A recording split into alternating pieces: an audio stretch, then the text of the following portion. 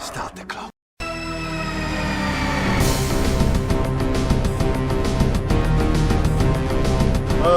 Howdy kitties, Dr. Freedom here with you. Time for some Doctor Who news. Oh, I was going to slack off a bit today and, let it go because, got a lot going on tomorrow, but then they had the filming pop up today. So I figured I better sit down and tell you about it, in case you haven't heard about it. Before we get to that, on the good news front, a lot of people have been hearing about Star Trek actress Nichelle Nichols, who played, of course, her in the original series, and of course reprised that role later in the movies, from the motion picture all the way through Undiscovered Country. Also, she would reprise that role again for Star Trek of Gods and Men.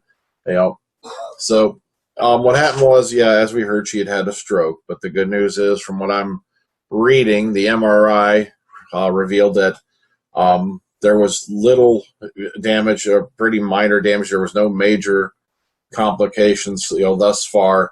So it's looking like she'll probably make a full recovery, and that's great news to hear. A lot of people don't realize, that she is 82 years old, but she is doing well from what's been being reported. So good news on that front.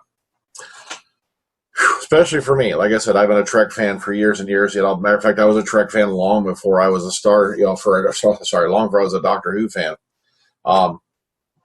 So it's great news to hear that she's doing well and she's, recovering. Okay, but let's get into the Doctor Who news, shall we? Now, some of this is malarkey, and the last one I said, don't worry, you'll know what's malarkey when I get to the last one. And, goodness gracious.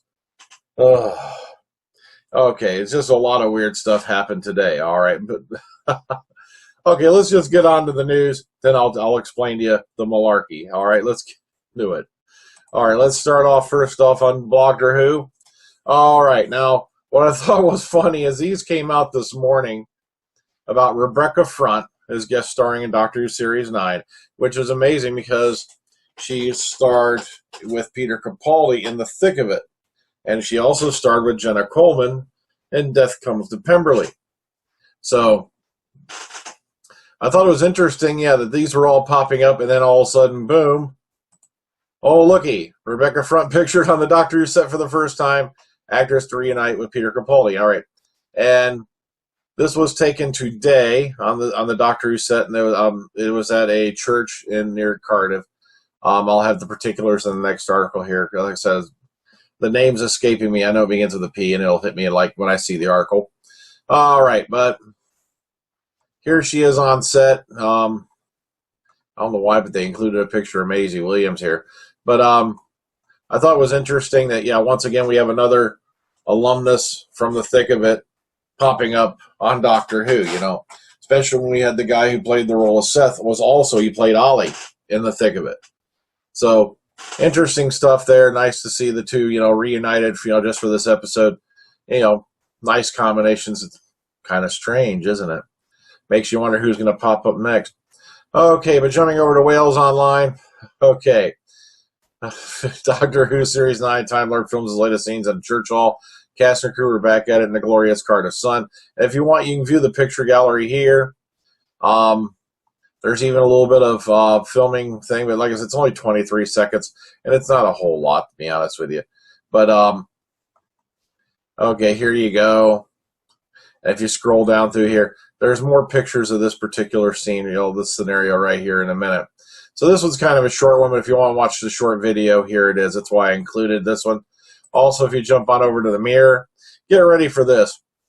Where is Jenna Coleman, star absent from the Doctor Who set after Prince Harry flirting pictures emerge? Don't worry, this gets worse. And you'll see what I mean in a couple minutes here, okay? The gorgeous actress who plays the Doctor's sidekick was nowhere to be seen as the rest of the cast filmed scenes for the BBC sci-fi series. And once again, here's a few more pics. If I remember right, it's if you scroll through these, there's the priest there with Peter Capaldi. Picture of shots of Ingrid Oliver showing up on set. Whether she's Osgood or Zygon Osgood, we do not know at this point, but we do know we've seen her in 2 different sets of clothing.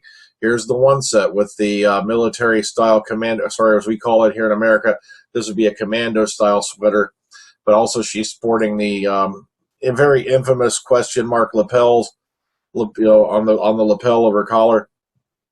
And That was first cited, if I remember correctly, back during the later part of the fourth Doctor era. And I believe that was starting with like Laser Hive on that he had these things.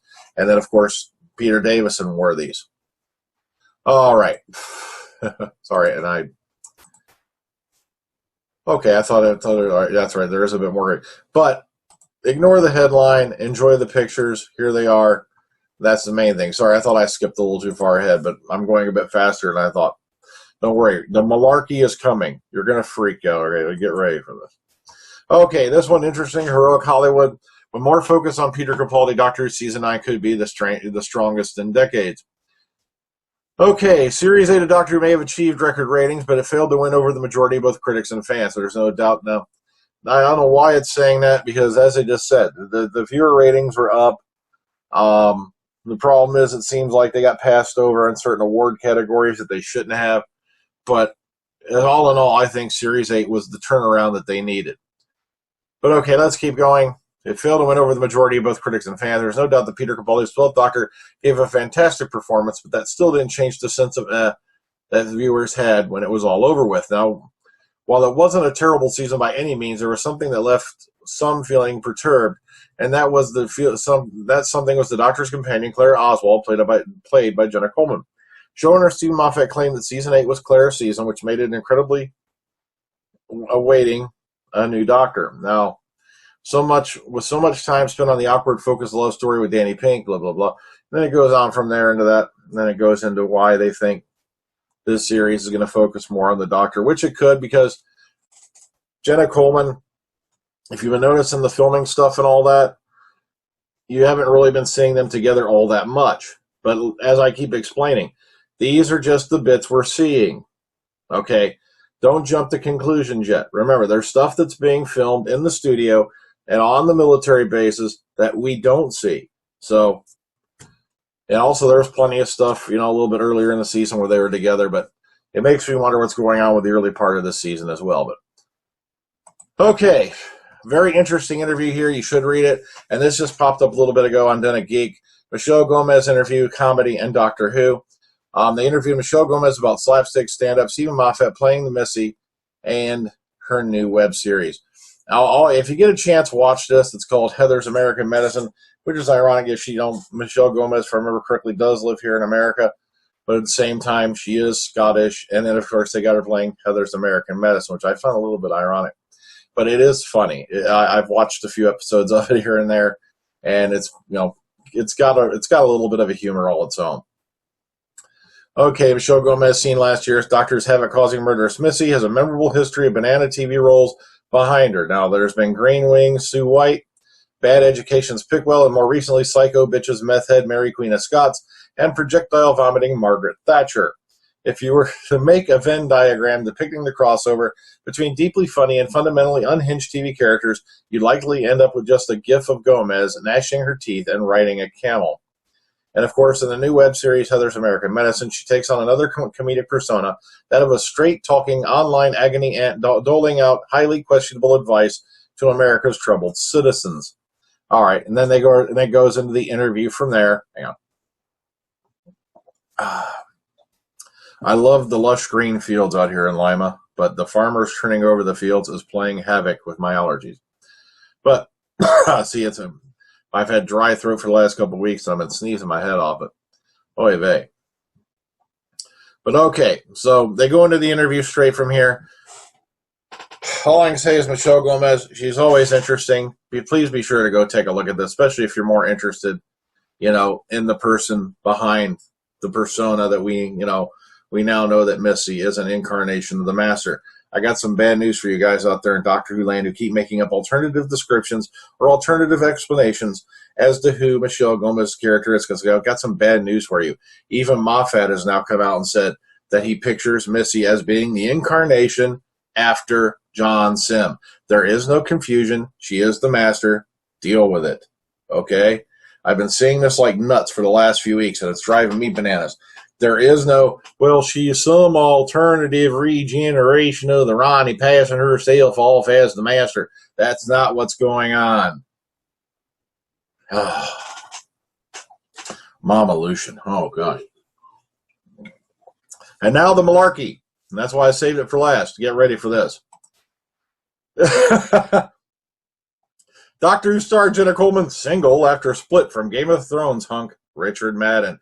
Now, wait a minute. Hold the phone. So basically, they go into these pictures here with her with, you know, what's his name? You know, I'm sorry. I know it's a big thing over there across the seas to have a royal family and all that and whatnot. Me, I don't see the sense of it. But then again, in America, we call them the first family. Well, okay. But apparently, yeah, there was some weird photos going around. Apparently, those two were at a party, and he had his hand on her knee or whatnot, and blah, blah, blah. And it was just a social occasion. He wasn't, like, groping her or feeling her up or anything. It was just an innocent photo that was snapped at just the wrong time, as most paparazzi photos are. So what they're trying to make it sound like is she's ditched her boyfriend to go out and hang with the royals. But if you read into this right here, they even say that friends say that Richard Madden and Jenna broke up actually several months ago, and that she's concentrating on her career. It's like, guys, remember what I told you about false prophets, especially this thing right here, the mirror. You know, sure, there's sometimes they have great Doctor Who pictures, sometimes they have some good behind the scenes stuff, but whatever you do, take what they say on the headline, especially the ones like these, with a grain of salt. Okay, that's all I recommend to you. Oh, so here I am sitting here at my desk. I am now less than 24 hours away. Yes, tomorrow afternoon I will face Vienna Salvatore. Will I survive? I do not know. Oh yeah. I am looking forward to this interview because, like I said, Chase Masterson has been a force of nature. I remember first seeing her back in Deep Space Nine as the character Lita. She has also been, the next thing I remember seeing her in, I believe, was Terminal Invasion with Bruce Campbell. And she's been playing this incredible character called Vienna Salvatore over on Big Finish.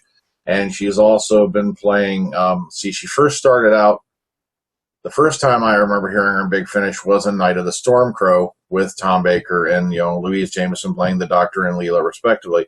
And then she went on, in the, I believe it was the Shadowheart. She first appeared as Vienna Salvatore, and the character was so well loved. They've already done 2 seasons of Vienna, and I believe they're already going on 3. Plus, she's also played a character in The Survivors, I found out, so I picked that up. I've been listening to that. Sorry about that. My throat's still dry. And I'm just looking forward to having a talk with her. Plus, I just found out, I didn't even know that she's been doing, some music on the side. She's already got some CDs released. So I'm really looking forward to having this chat with her and finding out a little bit more about her. And, sharing this stuff with you folks out there who are watching. And trust me, there are a lot of folks out there watching. Now, I don't thank enough the people who help me out with these things. And I really, I was sitting down thinking about doing a video about it, but I can't thank enough the people who helps, get me to this stage, who, such as my friend Ross, and he knows who he is, who got me God knows how many shout outs from different stars, and you've seen them in some of the videos I put up, and I can't thank him enough. I never even asked him to do that. He just went out and did that on his own accord, and I can't thank him enough for that. Also, my friend, the Fez Man, Niall, who went out and he got me shout outs from a couple different people. Like I said, I can't thank him enough for that either, because I didn't even ask him to do that either. Also, the shout out from Dominic Glenn from Elijah. Also, was Elijah's suggestion, I believe, that led to the Simon Fisher-Becker interview, along with help from Matt Rose. And Matt Rose, he has been an incredible, incredible friend, and I can't thank him enough, because without his help and without his, knowledge of, of the people he's, met and all that, I don't think I would have gotten the courage up and all that to move forward. And he's just been an incredible help, and I cannot thank him enough. So for you folks out there, and also Thomas Field, the music you've been hearing at the beginning of the news segments, that's Thomas Field doing that. And I never thank him enough for it. And he did that of his own free time. And like I said, I just got to thank him for that. So I try to remember everybody who's helped me get to this stage, everybody who's given me their time, their effort, and, you know, without even asking, they've done these incredible things, and I can never thank them enough. I really can't. And it's, you know, I'm so touched when people do these things, and I just want you all to know that I do appreciate you. I appreciate everything you've done. Well, till next time, guys. Well, see, tomorrow we got the interview with Chase Masterson. Then we got the Omega Files. Will be Daredevil. We finally got everybody together for it that I wanted to get on it. And then we got some other projects coming. We're going to save the rest of the John Carpenter movies for next year. That's what I decided to do, because we're going to start moving into his horror genre movies next year. So that way we've got that whole selection to go through. I don't want to burn through all of them this year. So until next time, guys, see you, y'all. See you on the flip side. Dr. Freedom out. And I want to thank each and every one of you folks who listen to this cast, and each and every one of you folks who support it. Take care. Good night.